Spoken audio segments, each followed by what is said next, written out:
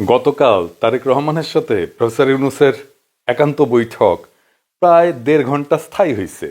এই মিটিংটা ঐতিহাসিক ছিল, কারণ আমাদের যে আশঙ্কা ছিল যে বিএনপির প্রবল ভারতপন্থী অংশের সম্পূর্ণ করায়ত্তে চলে যাওয়া বিএনপির রাজনৈতিক কৌশলে পরিবর্তন আসছে, সেইটার আপাতত একটা মীমাংসা হয়েছে। প্রফেসর ইউনূসের সরকার আর বিএনপির মধ্যে দূরত্ব কমেছে, ইন্ডিয়ারে আপাতত দূরে ঠেলে দেওয়া গেছে, আমি বলবো না পরাজিত করা গেছে। এই অসাধারণ ঘটনায় মধ্যপ্রাচ্যের একটা প্রগতিশীল মুসলিম রাষ্ট্র এই ফলাফলে পৌঁছাইতে গুরুত্বপূর্ণ ভূমিকা রাখছে। অনেকে মনে করতেছে কোন দেশ, নামটা কইয়াই দিই, কাতার। গত পরশু ইরানে ইসরায়েলের আগ্রাসনের পর আমাদের শঙ্কা আর গভীর বেদনার প্রেক্ষাপটে এই সংবাদ আমাদের ভরসা যোগায় যে ইসলামী দুনিয়া আমাদের কনসার্নটা বুঝতে পারছে, আমাদের আশঙ্কাটা বুঝতে পারছে, আমাদের সমস্যাটা বুঝতে পারছে। অ্যাটলিস্ট একটা দেশ আমাদের পাশে এসে দাঁড়াইছে। আমরাও একটা ফিলিস্তিনের মতো হিন্দুত্ববাদী ভারতের বিপজ্জনক ঘেরাটোপের মধ্যে আছি। সেই ভারতের সাথে বাংলাদেশের প্রধান রাজনৈতিক দল, যেই দল ক্ষমতায় যেতে চাচ্ছে, তার কোনো আন্ডারগ্রাউন্ড বোঝাপড়া বাংলাদেশের রাষ্ট্রের জন্য বিপজ্জনক। এই কথাটাই গত কয়েক মাস ধরে বলে আসতেছি। ম্যাডাম খালেদা জিয়া নিজে ইন্টারভেন করছেন, এটা আমাদের একটা বড় পাওয়া। একটা প্রতিবেশী দেশ আর একটা আঞ্চলিক পরাশক্তি আমাদের পাশে দাঁড়াইছে এই সময়, যাদের রাষ্ট্রীয় স্বার্থের জন্য বাংলাদেশে ভারতের উপস্থিতি বিপজ্জনক। তবে সকল অন্ধকার কিন্তু কাটে নাই। যখন পুরা দেশ এক হয় তখন ইন্ডিয়া অন্য চাল দেয়। আপনাদের মনে আছে না কিভাবে ইসকনকে নামানো হয়েছিল এই সরকারের শুরুর দিকে, যখন আমরা সবাই আসলে এক ছিলাম? রক্তারক্তি হয়েছে, সারা দেশে কি অস্থিরতা শুরু করছিল। বিএনপির শীর্ষ নেতৃত্বের সাথে প্রফেসর ইউনূসের সরকারের দূরত্ব কমছে, কিন্তু বিএনপির মধ্যে যারা ইন্ডিয়াপন্থী আছে তারা তাদের পজিশন গেইন করার চেষ্টা করবে। আবারও ভারত চেষ্টা করবে একটা ম্যানুভারিং করার জন্য। আমরা জানি না ওয়াকার সাহেব কি চাল চালবে, ওনারা ইন্ডিয়া কি পানি পড়া দেবে আমরা জানি না। দেশবাসীকে সতর্ক থাকার আহ্বান জানাই। বাংলাদেশে ভারতীয় আধিপত্যবাদের সকল শক্তিকে দুর্বল এবং সম্পূর্ণভাবে পরাভূত করতে না পারা পর্যন্ত আমাদের শান্তি নাই। আমরা আর ভারতের দাসত্ব করব না, কথা ক্লিয়ার। তবে গতকালকে কি কি বিষয়ে আলাপ হয়েছে? মূলত 3টা পয়েন্টে আলাপ হয়েছে। কি সেই পয়েন্টগুলা? 1 নাম্বার পয়েন্ট, অন্তর্বর্তীকালীন সরকার গঠনের আগে ডক্টর মোহাম্মদ ইউনূস 8ই আগস্ট দেশে ফিরে ঢাকা আন্তর্জাতিক বিমানবন্দরে বলছিলেন তিনি পুরা জাতিকে ঐক্যবদ্ধ করার কাজ করবেন। এইটা ছিল ফ্যাসিস্টদের বিরুদ্ধে আন্দোলনকারী সকল দল, সকল শক্তি এবং সকল পক্ষকে নিয়ে কাজ করার ঘোষণা। বাংলাদেশে যেন খুনি, জঙ্গি এবং লুটেরাদের সংগঠন আওয়ামী লীগকে আর কখনো কোনো অবস্থাতেই বাংলাদেশে সক্রিয় হতে না দেওয়া হয়। 2 নাম্বার, স্বাধীনভাবে বাংলাদেশকে আগায় নিয়ে যাওয়ার ক্ষেত্রে সবচেয়ে বড় বাধা ইন্ডিয়া।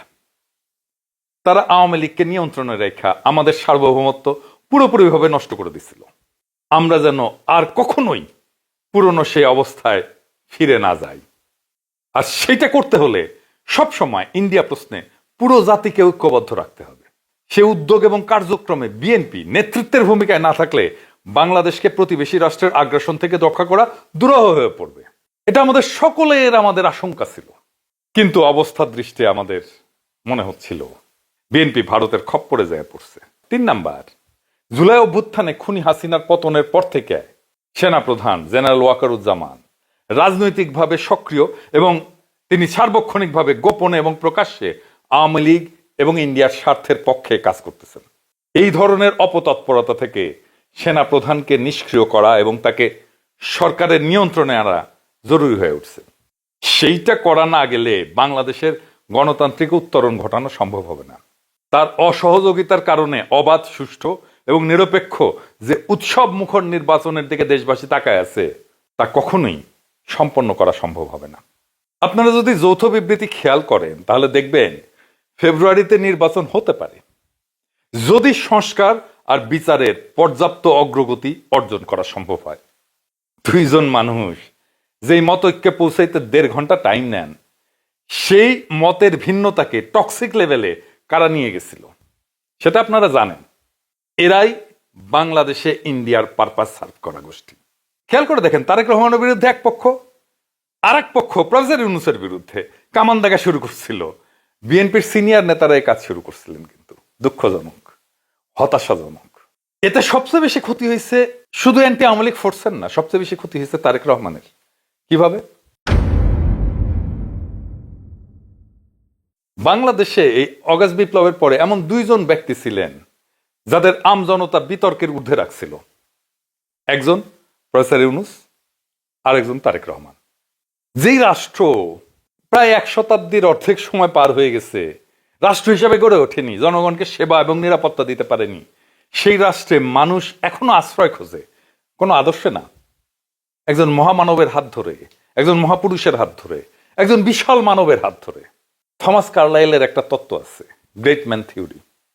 যখন ইনস্টিটিউট কাজ করে না, তখন অসহায় মানুষ মহাপুরুষের দিকে, বড় মানুষের দিকে তাকায় থাকে, আশা আর নির্ভরতা খুঁজে। উনি বলছিলেন যে ইতিহাস গড়েন কয়েকজন অসাধারণ ব্যক্তি, যাদের জন্মই হয় একটা বিশেষ সময়, একটা বিশেষ ক্ষমতা এবং গুণাবলী নিয়ে। কার্লাইল বলছিলেন যে ইতিহাসের মোড় ঘুরাইছে মহাপুরুষেরা, বিশেষ ক্ষমতা সম্পন্ন মহামানবেরা। অর্থাৎ এমন কিছু মানুষ যারা বুদ্ধি, সাহস, নেতৃত্বের গুণ বা নৈতিক শক্তিতে সাধারণের চেয়ে অনেক আগায়।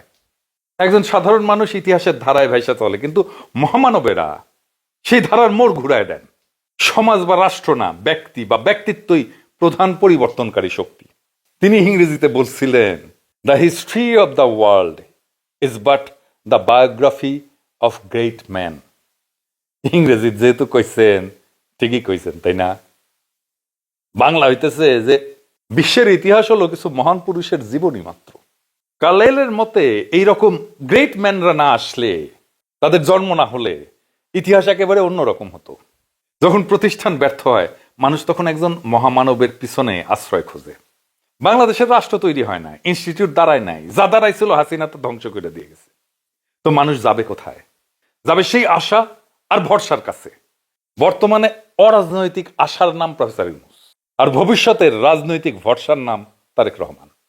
5ই আগস্টের পরে লোকজন বিশ্বাস করত যে ইউনূস সাহেব আছেন বলে দেশটা এখনো বাইচে আছে, আর তারেক রহমান আছে বলে আগামীতে একটা কিছু ভালো হবে। এই বিশ্বাসে মানুষ টিকে ছিল। এই বিশ্বাসের মূল্য অনেক। এটা ধ্বংস করে দিচ্ছিল কিছু মানুষ, কিছু শক্তি। কারা? কারা আশা আর ভরসার মধ্যে যুদ্ধ লাগাই দিছিল আর দুইজনের ইমেজ ড্যামেজ করছে। প্রফেসর ইউনূসের শেষ সময়, উনি আর কর্মক্ষম থাকবেন কতদিন? উনি অনেকদিন আমাদের মধ্যে থাকেন, আমরা চাই, কিন্তু বাস্তবতা তো সেটা না। ওনার অনেক বয়স হয়েছে। প্রফেসর ইউনূসকে নিয়ে কি যাচ্ছে তাই কথা বলছে বিএনপির নেতারা, শীর্ষ নেতারা। তাহলে ক্ষতিটা হয়েছে কার? তারেক রহমানের সবচেয়ে বেশি। কারণ তিনি অপেক্ষাকৃত তরুণ এবং তিনি আরো অনেক দিন আমাদের নেতৃত্ব দেবেন। যে সমাজে রাষ্ট্র ব্যর্থ, সেখানে মানুষ এই মহামানব, মহাপুরুষদের খোঁজে। কিন্তু যদি সেই মহামানবরাই ব্যর্থ হয়, তাহলে একদিন সেই বিশ্বাসটাও শেষ হয়ে যায়। তখন সমাজ শুধু রাষ্ট্রহীন না, আশা ভরসাহীন হয়ে পড়ে। এই প্ল্যানটা কার? এইটাই ইন্ডিয়ান প্ল্যান, এবং তারা প্রায় সফল হয়ে গেছিল। আল্লাহ বাঁচাইছে, খালেদা জিয়া ইন্টারভেন করছেন। দেখেন, আপনারা হয়তো অনুমান করেন যে বা জানেন যে তারেক রহমানের সাথে আমার ঘনিষ্ঠ যোগাযোগ ছিল। কথা সত্য, আমার সাথে ওনার লাস্ট মিটিং হয়েছে সম্ভবত অক্টোবরে। সেদিন আমি ওনাকে বুঝাইতে ব্যর্থ হয়েছি যে এই যে জায়গাটায় আসতেছে প্রফেসর ইউনূস আর আপনারে সামনাসামনি মুখোমুখি দাঁড় করায় দেওয়ার, ওইখানে যাইতেছে বাংলাদেশ, এবং সেটা বাংলাদেশের জন্য খুব ড্যামেজিং হবে। বিএনপির জন্য তো হবেই। উনি আমার কথা না রাইখা ভুট্টো সাহেবের কথা রাখছিলেন। আমার খারাপ লাগছিল, এই জন্য না যে উনি আমার কথা রাখেন নাই। আমার খারাপ লাগছিল যে বাংলাদেশের পলিটিক্যাল ভরসাকে আমি প্রোটেক্ট করতে পারলাম না। আমি চেষ্টা করছিলাম। ওনার সাথে তো রাজনৈতিক সম্পর্কের বাইরেও আমি ওনাকে পছন্দ করি। আমি ম্যাডামকে অসম্ভব রেসপেক্ট করি। আফটার অল, জিয়া পরিবারের প্রতি তো আমাদের সমস্ত জাতির একটা কৃতজ্ঞতা আছে। আমার মনে আছে তারেক রহমান আমাকে বলছিলেন যে দাদা, আপনার একটা রাজনীতি আছে, আমি জানি, আই রেসপেক্ট ইট, এন্ড আমাদেরও একটা আছে, আপনি আপনার রাজনীতিটা করেন, আমাদেরকে আমাদেরটা করতে দেন। আমি থমকে গেছিলাম ওই কথাটা শুনে, কিন্তু আমি ওই সময় থেকে বাংলাদেশের রাজনৈতিক ভরসার কাছ থেকে এই কথা শুনে আমি অরাজনৈতিক আশাকে আঁকড়ায় ধরছিলাম। আপনারা জানেন আমি প্রফেসর ইউনূসের সরকারের শ্যাডো ক্যাবিনেট বানাইছিলাম। সেই শ্যাডো ক্যাবিনেটে যারা আসছিলেন তাদের অনেকেই পরে ক্যাবিনেটেই ঢুকে গেছেন। আমি তীব্র সমালোচনা করতাম প্রফেসর ইউনূসের সরকারের, কারণ আমি মনে করছিলাম যে এটার দরকার আছে। তখন আমি আমার রোল বদলাইলাম। অনেকে বলে কি মন্ত্র দিয়ে গেছে আমারে, আমি কেন সমালোচনা থেকে প্রফেসর ইউনূসের পাশে এসে দাঁড়ালাম। এটাই কারণ, কারণ ভরসাহীন হইয়া আষাঢ়ে আকড়ায় ধরা ছাড়া তো উপায় নাই। যারা আমাকে ঘনিষ্ঠভাবে ফলো করেন তারা জানেন, খেয়াল করছেন, গতকালের এই যে টার্নিং পয়েন্ট বলতেছে বিএনপি, এই পয়েন্ট নির্মাণে আমি নিরন্তর কাজ করে গেছি। আমি সামান্য হইলেও আমার শক্তি দিয়া কাজ করে গেছি। আমি ইতিহাসের সেই দায়িত্ব পালন করছি। এখন তারেক রহমানের উচিত যারা এই জায়গায় ওনারে ঠেলে দিছিল তাদের থেকে দূরে থাকবেন। আমার কাছে আসার দরকার নাই। আমি সবসময় আপনাদের শুভকামনা করব। দলে ওদের স্পেস দেবেন না, দলে ক্ষতি করবে তারা। দেখেন এই যে এই মিটিং হইল, এই মিটিং এর আন্ডারস্ট্যান্ডিং এর অন্যতম প্রধান কুশীলব ডক্টর খলিল। ওনার বিরুদ্ধে কি স্মেয়ার ক্যাম্পেইনটা চালানো হয়েছে, উনি যেন কাজ ছেড়ে দেশ ছেড়ে চলে যান, এই ব্যবস্থা করছিল কেউ কেউ। কারা কারা করছিল আপনারা জানেন, আমি তাদের নাম করতে চাই না। ডক্টর খলিল যদি না থাকতেন এই কাজটা কে করতো? এই কাজটা যেন কেউ করতে না পারে। এই কাজটা যা হচ্ছে, হতে যাচ্ছে, সেই জন্য ঠিকানি ছিল ইন্ডিয়ার কাছ থেকে অনেকেই ইন্ডিয়ার পেছনে কলকাঠি নাড়ছে, চন্দন নন্দী হুক্কা হুয়া করছে, আর এই দিক থেকে ক্যা হুয়া করছে। চিনে রাখেন তাদের, ওদের ব্যবস্থা করতে হবে। এরা বাংলাদেশের শত্রু, ওরা ইন্ডিয়ার লেসপেন্সার, ওরা ইন্ডিয়ার শক্তি। আমি কখনো বিএনপি করিনি, করব না। বিএনপি ক্ষমতায় গেলে আমি বিএনপির সমালোচনাই করব, অপোনেন্টই থাকবো। কিন্তু আমি বিএনপির শত্রু না, আমি অপোনেন্ট। এইটা মাথায় রেখেন। পলিটিক্যাল অপোনেন্ট আর শত্রুর মধ্যে তফাৎ আছে। আওয়ামী লীগ আমার রাজনৈতিক শত্রু, হিন্দুত্ববাদীরা আমার রাজনৈতিক শত্রু, বামেরা আমার পলিটিক্যাল অপোনেন্ট, শত্রু না। বিএনপি আমার পলিটিক্যাল অপোনেন্ট, শত্রু না। এখন জানতে চাইতে পারেন যে জামাত আপনার কি লাগে, বা এনসিপি কি লাগে, বা এবি পার্টি কি লাগে। আমি বলবো এবি পার্টি এলাই, আমার চিন্তার সাথে তাদের চিন্তা মেলে, এক্সচেঞ্জ হয়। এনসিপি বা জামাত সম্ভাব্য এলাই, এখনো এলাই হয়ে ওঠেনি, এখন এলাই বলতে পারতেছি না। এলাই হওয়ার জন্য আন্ডারস্ট্যান্ডিং এর একটা লেভেলে পৌঁছাইতে হয়।